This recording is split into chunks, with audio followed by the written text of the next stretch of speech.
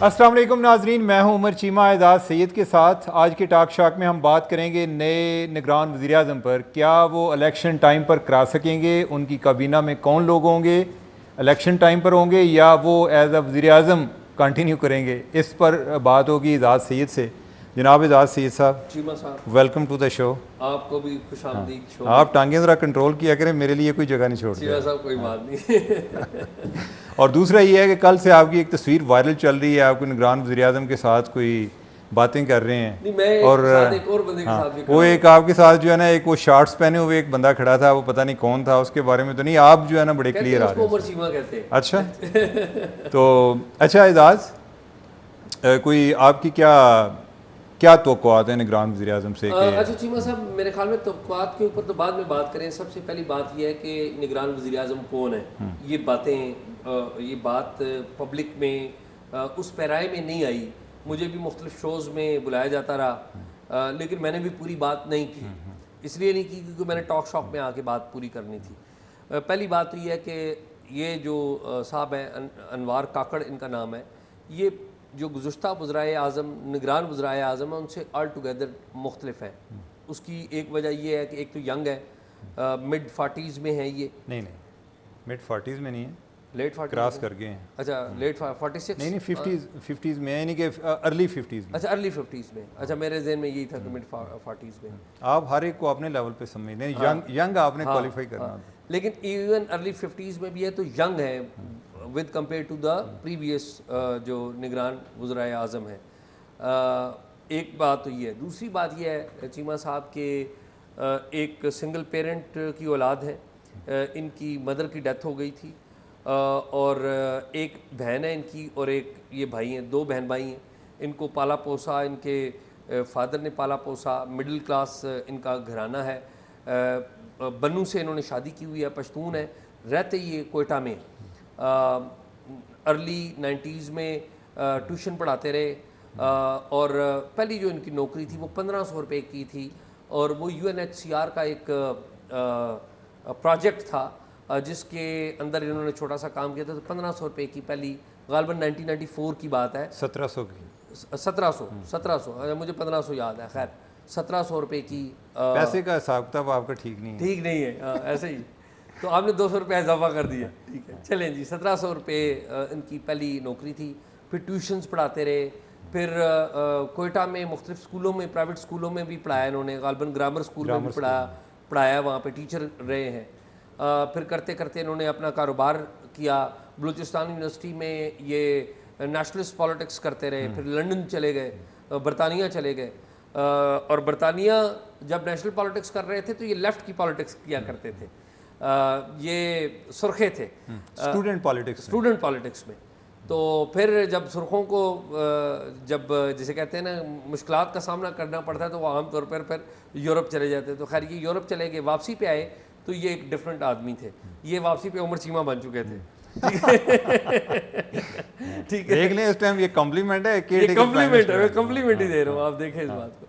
तो ये pro establishment हो गए हुए थे, ठीक है चीमा साहब, ठीक है। और मुशर्रफ साहब को इन्होंने सपोर्ट किया, PMLQ में रहे। फिर जब अगली हुकूमत आई 2008 के इलेक्शन हुए तो ये नून लीग में चले गए। फिर बलूचिस्तान हुकूमत के ये तर्जमान रहे। और फिर जब नून लीग की इस्टेब्लिशमेंट के साथ लड़ाई हो गई तो अनवार काकड़ साहब उन लोगों में सर फहरिस्त थे, जाम कमाल साहब के साथ, जिन्होंने बलूचिस्तान में मुस्लिम लीग नून को पहली शिकस्त दी। नवाज शरीफ तो बाद में नीचे गिरे ना, पहले बलूचिस्तान गवर्नमेंट जो है वो गिरी। और शायद खाकान अब्बासी साहब जो है वो भी बचाने गए थे, लेकिन आपको पता है इस्टेब्लिशमेंट उस वक्त जो है वो अनवार काकड़ साहब और जाम कमाल साहब के साथ थी। तो कोई जो मरकज़ी हुकूमत है वो भी कोई मदद नहीं कर सकी थी। और आपको पता है क्योंकि काकड़ साहब गिरा रहे थे, ज़ाहिर है काकड़ साहब गिरा रहे थे। फिर जब इलेक्शंस हुए 2018 के, तो उसमें तय ये पाया था कि जाम कमाल जो है, जब हुकूमत गिराई थी ना बलूचिस्तान की, तो तय पाया था कि जाम कमाल अगर वज़ीर आला होंगे तो जाम कमाल वज़ीर आला बन गए। अगला एक मामला भी तय पा गया था, वो ये तय पा गया था कि जो है जो काकड़ है, अनवार काकड़, ये चेयरमैन सेनेट हुआ होंगे। लेकिन हुआ ये उस वक्त के जो उस वक्त के ISI चीफ थे फैज़ हमीद साहब, उन्होंने सादिक संजरानी साहब से बड़ी मोहब्बत थी। सादिक संजरानी साहब भी बड़ी, यानी कि आपको पता है कि लोगों को अपनी मोहब्बत में घेर लेते हैं, तो सादिक संजरानी साहब ज़्यादा करीब थे फैज़ हमीद साहब के, और चेयरमैन सेनेट वो बन गए। अच्छा, यहाँ पर एक अहम बात बड़ी ज़रूरी है कि जब चीमा साहब ये सादिक संजरानी की मोहब्बत फैज़ हमीद साहब से थी, तो उस वक्त इन्होंने यानी कि अनवार काकड़ ने फॉर द फर्स्ट टाइम थे ये हुकूमती बेंचों पर, बाप जमात के थे, इन्होंने फैज़ हमीद साहब को चैलेंज किया था, और फैज़ हमीद साहब को इन्होंने उनके दफ्तर में जाके क्रिटिसाइज़ किया था, और जिसकी वजह से जनरल फैज़ हमीद बड़े ज़्यादा नाराज़ भी हुए थे। लेकिन इनके जो बुरे दिन थे वो शुरू हो चुके हुए थे। इनके जो कलीग्स थे वो उनको, जिसे कहते हैं, लिफ्ट नहीं कराते थे। सबको पता था कि ये तो फैज़ हमीद साहब के लेफ़्ट साइड पे हैं, सादिक संजरानी साहब के भी लेफ़्ट साइड पे हैं। तो खैर ये मामला चलता रहा। फिर वक्त बदल गया। वक्त ये बदल गया कि जो फैज़ हमीद साहब जो हैं उनका नाम जो है वो एक इबरत बन गया, क्योंकि लोगों ने बड़ा उनके साथ स्कैंडल्स भी हुए, और इमरान खान साहब के साथ उनका एक जोड़ बनाया जाता रहा। गो कि वो इमरान खान साहब के साथ भी थे और जनरल बाजवा के साथ भी थे, लेकिन इमरान खान साहब की वजह से फैज़ साहब प्रॉब्लम में आए, और वक्त ने ऐसी काया पलटी कि वो जो अनवार काकड़ हैं जो रिजेक्ट कर दिए गए थे चेयरमैन सेनेट के लिए, वो वक्त के वज़ीर-ए-आज़म बन गए। लेकिन इस दौरान जो है सादिक संजरानी ने दोबारा कोशिश की ऐसे ही निगरान वज़ीर-ए-आज़म बनने की जी, और सो मच कि उन्होंने ये भी सोचा कि मैंने जो है अपनी तरफ से एक अपने हरीफ को कि मैं जी अगर बनूंगा तो मैं उसको ना कैबिनेट में भी शामिल करूंगा। और ये देखें कि वक्त भी बड़ा ज़ालिम है और बड़े बोल भी नहीं बोलने चाहिए। अल्टीमेटली उनके हरीफ जो हैं वो अब वज़ीर-ए-आज़म है, और सादिक संजरानी साहब जो हैं वो चेयरमैन तो हैं ही हैं सेनेट। लेकिन आप इसमें सादिक संजरानी को भी क्रेडिट दें कि वो फिर खुद चल के गए पंजाब हाउस में अनवार काकड़ से मिलने, और अनवार काकड़ ने भी खुले दिल का मुजाहरा किया। और उससे ज़्यादा उनकी हिम्मत को दाद देता हूँ कि जिस हिम्मत के साथ वो अपने जो है ना पंजाब हाउस तक पहुँचे होंगे। हाँ, सही बात। नहीं तो अपने मुखालिफ को, और जिसको आप ये समझिए अपनी तरफ से कि मैंने उसको राइट ऑफ कर दिया है, वही बंदा अगर कि वो उस पोजीशन पे आ जाए जिसके ख्वाब आप खुद देख रहे हैं, और ताकतवर तरीन पोजीशन, हाँ, ये चेयरमैन सेनेट के मुकाबले में तो वज़ीर-ए-आज़म की पोजीशन बहुत ताकतवर है। That's तो मेरे ख्याल में ये जो मीटिंग है कि अनवार काकड़ ने अपने हरीफ सादिक संजरानी को भी खुले दिल से वेलकम किया, खाना भी इकट्ठे खाया इन्होंने, और सादिक संजरानी भी इनको मुबारकबाद देने आए। तो मेरे ख्याल में it's a very good gesture. लेकिन शायद वैसे जो है ना हरीफ का खाना भी जहर ही लगता है। लेकिन उससे ज़्यादा हैरानकुन बात है अख्तर मेंगल साहब की, कि अख्तर मेंगल साहब ने पूरे मुल्क में किसी ने, PTI ने अनवार काकड़ पे कोई एतराज़ नहीं किया, मुस्लिम लीग नून ने किसी किस्म का कोई एतराज़ नहीं किया, पीपल्स पार्टी के तर्जमान ने वेलकम किया, मुस्लिम लीग नून के सदर शहबाज शरीफ साहब ने भी वेलकम किया, बाकी JUI फे ने भी, तमाम जमातों ने वेलकम किया। सिर्फ एक अख्तर मेंगल साहब थे जिन्होंने एतराज़ किया, और वो एतराज़ उन्होंने नवाज शरीफ साहब से किया। तो ये बड़ी हैरानकुन बात थी। और अनवार काकड़ साहब से जो उनकी निजी महफिलें हैं उनमें बात जो वो लोगों के साथ वो करते रहे, वो यही कहते रहे कि मुझे कोई बुरा नहीं लगा अगर इन्होंने कोई तनकीद की है, उनका राइट है। लेकिन मेरे ख्याल उन्हें बुरा लगना भी नहीं चाहिए। ये इन अ सेंस अनवार काकड़ के लिए एक कॉम्प्लीमेंट है कि जो अख्तर मेंगल है वो उनको क्रिटिसाइज़ कर रहे हैं, क्योंकि अख्तर मेंगल जो है यानी कि वो उसका एक ख़ानदानी बैकग्राउंड है, और वो समझते हैं जी कि उनके ख्याल में अनवार काकड़ की कोई वो सियासी स्टैंडिंग नहीं है कि जो अख्तर मेंगल की है। तो लिहाजा अगर अनवार काकड़ जो है वो प्राइम मिनिस्टर बनते हैं तो ऑब्वियसली अख्तर मेंगल जो है उनको परेशानी होगी। अल्फाज या वो जवाज़ जो है वो कोई भी दें, लेकिन इनफैक्ट उनको परेशानी है ना कि भाई ये हमारे लिए एक सियासी कुव्वत बन रहे हैं। तो चलिए, अब अनवार काकड़ वज़ीर-ए-आज़म हैं और कैबिनेट बन रही है। तो ये थी कि शायद आज ही कैबिनेट हो जाएगी, लेकिन आज कैबिनेट नहीं हुई। अगले 1-2 दिनों में, चंद दिनों में कैबिनेट भी आ जाएगी, और कैबिनेट जब आएगी तो अनवार काकड़ साहब के साथ इस कैबिनेट ने इस मुल्क को चलाना है निगरान दौर के लिए। लेकिन ये ज़्यादा खदशात इस बात के हैं कि निगरान जो दौर है वो प्रोलॉन्ग भी कर सकता है, और वो करेगा, क्योंकि काउंसिल ऑफ कॉमन इंटरेस्ट ने जो बातें की हैं, जो फैसला किया है उसके मुताबिक नई हल्का बंदी होगी, और नई हल्का बंदी अगर होगी तो इसका मतलब है कि 4 से 6 महीने लगेंगे। तो इलेक्शन के लिए भी पेशबंदी होगी जी, इलेक्शन के लिए भी पेशबंदी होगी। तो फरवरी के एंड में शायद इलेक्शन होंगे, समवेयर फरवरी के एंड के 28 फरवरी से 3 अप्रैल तक ले जाएं, 3 मार्च तक समवेयर इलेक्शन होंगे। लेकिन इस दौरान एक और भी चीमा साहब काम होना है। मैंने आपको उस दिन कहा था कि यार वो नवाज शरीफ साहब आ रहे हैं तो ख़बर देनी चाहिए, वो आपने नहीं की। तो वो उस दिन फिर अहमद मीर साहब शहबाज शरीफ का इंटरव्यू कर रहे हैं और उन्होंने भी कह दिया, लेकिन डेट नहीं उन्होंने दी। डेट तो आप नहीं देनी है ना, शायद डेट आप देंगे तो चीमा साहब मैंने जो सुना था उसके मुताबिक 1 सितंबर को नवाज शरीफ साहब ने एक प्रेस कॉन्फ्रेंस करनी है। 1 सितंबर को 1 सितंबर या 21 सितंबर 1 सितंबर को प्रेस कॉन्फ्रेंस करनी है। उन्होंने 22 सितंबर को आना है और वो 22 सितंबर को शायद इस्लामाबाद आएंगे और इस्लामाबाद से बाय रोड जाएंगे लाहौर। इस्लामाबाद आएँ या लाहौर आएँ, लेकिन 22 सितंबर को सुना ये है। वैसे ये है कि आपकी बात मियां नवाज शरीफ काफ़ी मानते हैं, तो आप उनसे ये रिक्वेस्ट करें कि 1 सितंबर की बजाय 21 सितंबर को प्रेस कॉन्फ्रेंस कर लें, खुदारा आने से एक दिन पहले। ये कोई जवाब नहीं बनता कि 1 को आप प्रेस कॉन्फ्रेंस करें और 22 को आप। चीमा साहब महबूब रहमान नवाज शरीफ साहब आपके और बात वो मेरी मानते हैं, तो नवाज शरीफ साहब ने ये बात सुन ली है, तो मेरे ख्याल में आपकी बात पे जरूर तो काकड़ साहब ना सिर्फ वो पहले करेंगे एक दिन पहले, शायद उस दिन आने से पहले भी वो बातचीत करें। हाँ नहीं, बातचीत करेंगे ना, लेकिन प्रेस कॉन्फ्रेंस से एक दिन पहले। अच्छा, वो आपकी बात आपने एडवाइस दे दी और उन्होंने सुन ली होगी। तो बाकी ये है कि काकड़ साहब जो हैं वो भी आपके प्रोग्राम, हमारे प्रोग्राम के एक रेगुलर व्यूअर हैं, उनके लिए आपको एडवाइस करना चाहिए कि कैबिनेट के हवाले से शायद लोग आपका मैं उनको एडवाइस कर रहा हूँ कि उमर चीमा साहब को फौरी तौर पे वज़ीर इत्तलात ले ले। और बाय द वे सलीम साफ़ी साहब ने उन्हें एडवाइस कर दिया क्या कि उमर चीमा साहब को फौरी तौर पे वज़ीर इत्तलात, मैं सीरियस बात कर रहा हूँ। अच्छा, हाँ जी, उन्होंने सलीम साफ़ी साहब ने कहा कि जी ये जो है ना असल मसला जो है ना शायद देखें, लेकिन ये ना वजारत इत्तलात से ज़्यादा ये जो टॉक शॉक है इसके मुस्तकबिल के बारे में हमें सोचना चाहिए। बिल्कुल ठीक। हाँ, तो आप जो जिस तरह की प्लानिंग कैप्चर कर प्लान कर रहे हैं ना कि मैं वज़ीर इत्तलात बन के चला जाऊँ और आप इधर जो है 1 मैन शो करें, ये नहीं होने देंगे, आप नहीं ये करने देंगे। तो चीमा साहब मैं ज़ाती तौर पे समझता हूँ कि इलेक्शन जो है वो अगर अनवार काकड़ ने परफॉर्म कर दिया, अगर डॉलर की कीमत कंट्रोल में आ गई, अगर पेट्रोल की कीमत नीचे आ गई, अगर महंगाई पे काबू पा लिया गया, ये अगर बहुत बड़ी बड़ी अगर है। अच्छा, तो मुझे तो ये लगता है कि अनवार काकड़ यंग आदमी है, उधर इस्टेब्लिशमेंट भी नई नई है, इस्टेब्लिशमेंट ने भी अपना एक कंट्रोल रखा हुआ है, ठीक है।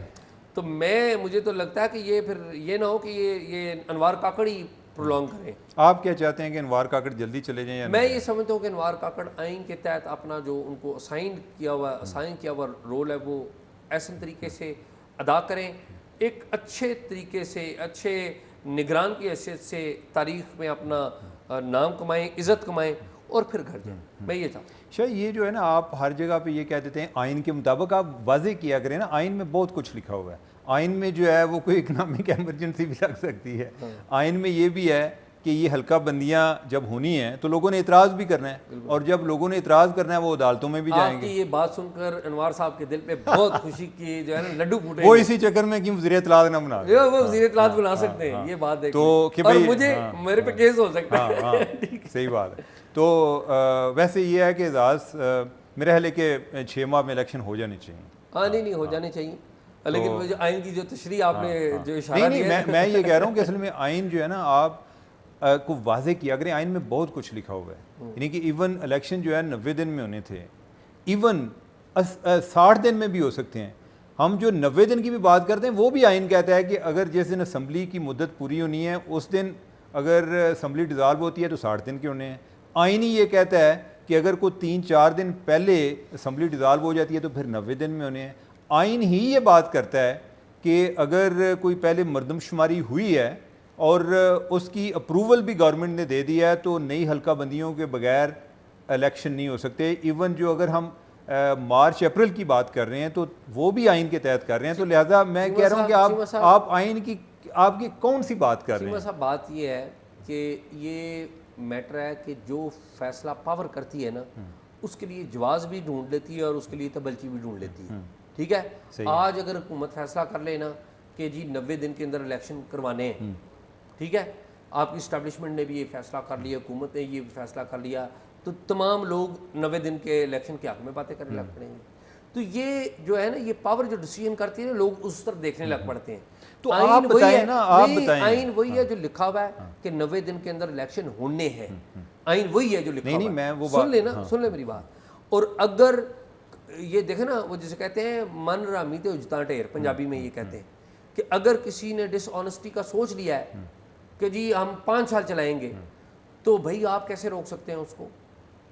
भाई अगर पावर जो है, पावर वालों ने अगर फैसला कर लिया कि जी हमने तो प्रोलॉन्ग करना है, तो अनफॉर्चुनेटली हमारे यहाँ वक्त आता है तो हमारे जो जज साहिबान हैं वो भी साथ देते हैं, हमारे जो साफ़ी हैं वो भी साथ देते हैं, और हमारी जो इंटेलिजेंसिया है वो भी उनके हक़ में बातें करने लग पड़ती है। ठीक है, तो अनफॉर्चुनेटली ये शायद देखें, बात ये है कि हम इंसाफ की बात करते हैं ना जी, कि इंसाफ होना चाहिए। इवन अदालतें भी इंसाफ नहीं करती। उधर जो केसेस खारिज होते हैं या लोगों के हक़ में फ़ैसले होते हैं, वो भी तकनीकी बुनियाद पे होते हैं जी, कि फ़लाँ आपकी इन्वेस्टिगेशन कंप्लीट नहीं थी, उसमें ये नहीं होता जी कि इसने कत्ल किया था या नहीं किया था, उसमें कुछ थोड़ा सा फॉल्ट है, उसकी बुनियाद पे आप केस को रिमांड बैक भी कर देते हैं।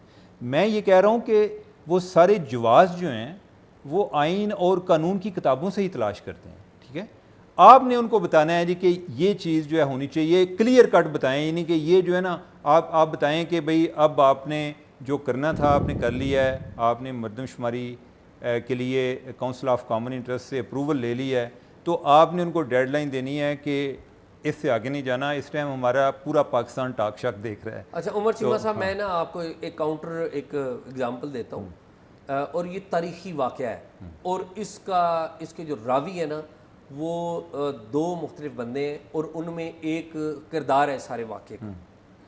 इसके रावी जो मुझे ये वाक़या सुनाया था वो शरीफुद्दीन पीरज़ादा साहब ने सुनाया था, और जब वो हयात थे तो तब मैंने इसको रिपोर्ट भी किया था। जब वो हयात थे तब मैंने रिपोर्ट भी किया था। आपने कहा ना कि जी आइन से निकालते हैं। अब शरीफुद्दीन पीरज़ादा साहब पाकिस्तान के जो 4 मिलिट्री डिक्टेटर हैं, चारों के वो मशीर थे, चारों के, और तमाम चारों जो डिक्टेटर्स थे, अयूब खान, याहिया खान, ज़ियाउल हक और परवेज़ मुशर्रफ, चारों को उन्होंने आइनी जवाज़ निकाल के दिए थे। शुरू में पुराने आइन का, बाद में 73 के आइन का वो जवाज़ निकालते रहे। उन्होंने मुझे वाक़या सुनाया कि जब 12 अक्टूबर 99 हुआ ना, तो अगले दिन जनरल परवेज़ मुशर्रफ I-8 में उनका घर था, I-8 में उनके घर पे आ गए। यहाँ पर भी एक तारीखी वाक़या हुआ था कि मुशर्रफ साहब ने अपने फ़ौजी अफसरान को कहा, इंटेलिजेंस वालों को, ISI वालों को कहा कि मैंने वो पीरज़ादा को ढूंढना है। तो वो हफीज़ पीरज़ादा को कॉल कर दी उन्होंने, वो कराची में थे। तो मुशर्रफ साहब कराची में थे, तो पता लग गया हफीज़ पीरज़ादा साहब को। तो हफीज़ पीरज़ादा साहब ने फ़ोन सुना तो उन्होंने कहा वो मेरी तलाश में नहीं है, शरीफुद्दीन पीरज़ादा की तलाश में है। तो पता ये चला, इस मौके पे वो उन पीरज़ादा की तलाश होती जी। तो शरीफुद्दीन पीरज़ादा साहब के घर पे वो I-8 में आए थे, और I-8 में शरीफुद्दीन पीरज़ादा साहब को उन्होंने लिया साथ, और जाने लग पड़े थे। रावलपिंडी जा रहे थे, आर्मी हाउस जा रहे थे। तो जब वो आर्मी हाउस जा रहे थे तो रास्ते में शरीफुद्दीन पीरज़ादा साहब को मुशर्रफ साहब ने कहा कि यार बात यह है कि मैं मुल्क में मार्शल लॉ नहीं लगाना चाहता, मैं आइन भी नहीं तोड़ना चाहता, लेकिन मैं चाहता हूँ कि नवाज शरीफ घर चला जाए और मैं रहूँ, यानी मैं रहूँ। तो शरीफुद्दीन पीरज़ादा ने कहा कि यानी कि आप चीफ एग्जेक्टिव रहना चाहते हैं? कहते हैं हाँ, यही चीफ एग्जेक्टिव। तो फिर आपको पता होगा कि शरीफुद्दीन पीरज़ादा साहब ने आइन के अंदर से ही, क्योंकि प्राइम मिनिस्टर चीफ एग्जेक्टिव होता है, उन्होंने निकाल के दी आइन के मुताबिक वो चीफ एग्जेक्टिव है। तो मुशर्रफ साहब ने आके मार्शल लॉ का ऐलान नहीं किया था तो मार्शल लॉ ही सब कुछ था, ठीक है, लेकिन उन्होंने कहा जी चीफ एग्जेक्टिव बन गए। तो इसलिए ये बड़ी बदकिस्मती है कि अगर आप इलेक्शन को भी इल्तवा में डालते हैं तो फिर कानूनी जवाब इसी तरह के आप ढूंढ लाते हैं, जिस तरह शरीफुद्दीन पीरज़ादा साहब ने मुशर्रफ साहब को चीफ एग्जेक्टिव बना दिया था। ये लंबी बातें हो जाएंगी। आई होप कि इलेक्शन हो, मुल्क की मईशत के बारे में अनवार काकड़ साहब कड़े फैसले भी लें, अपनी इज़्ज़त भी कमाएं और इलेक्शन करवाएं, और इलेक्शन करवा के मुंतखब अराकीन को, मुंतखब जमातों को इक़्तिदार सौंपें और चले जाएं। इसमें उनकी इज़्ज़त भी रहेगी, तारीख़ में उनका नाम भी याद रहेगा। तो मैं एक्सपेक्ट तो ये कर रहा हूँ, लेकिन मुझे लग रहा है कि इलेक्शन प्रोलॉन्ग हो गए। उसकी वजह मैंने आपको बता दिया है। जो हल्का बंदियों के हवाले से प्रोलॉन्ग होना है वो तो अब चूँकि काउंसिल ऑफ कॉमन इंटरेस्ट ने अनाउंस कर दिया हुआ है, तो आपको ये बिटर पिल लेनी पड़ रही है। किसी सियासी जमात, किसी एक सियासी जमात ने इस पर इख्तलाफ नहीं किया, बल्कि सियासी जमातों ने मिलकर इस पर जो है ना एतमाद किया है। इवन के पाकिस्तान तहरीक इंसाफ जिसके सरबराह इमरान खान हैं जेल में, उन्होंने भी इस बात पे इतराज़ नहीं किया। देखो, होना तो ये चाहिए था कि शाह महमूद कुरैशी बाहर निकल आते, वो कहते जी हमने ये फैसला गलत है, इलेक्शन वक्त पे होने चाहिए, किसी ने नहीं किया। पीपल्स पार्टी और नून लीग तो साथ में मिले हुए थे, इनके वज़राए आला तो काउंसिल ऑफ कॉमन इंटरेस्ट के अंदर बैठे हुए थे और वज़ीर आज़म शहबाज शरीफ थे।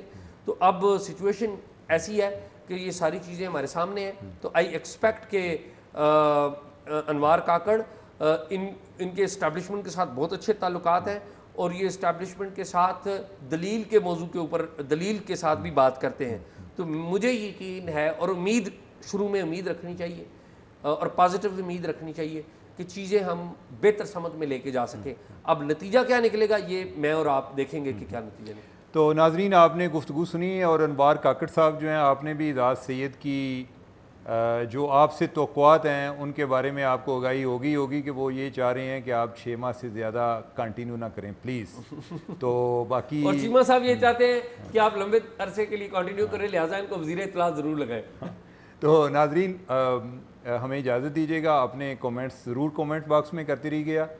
आइंदा दोबारा नई मालूमात के साथ हम हाज़िर होंगे कल। तब तक के लिए खुदा हाफिज़।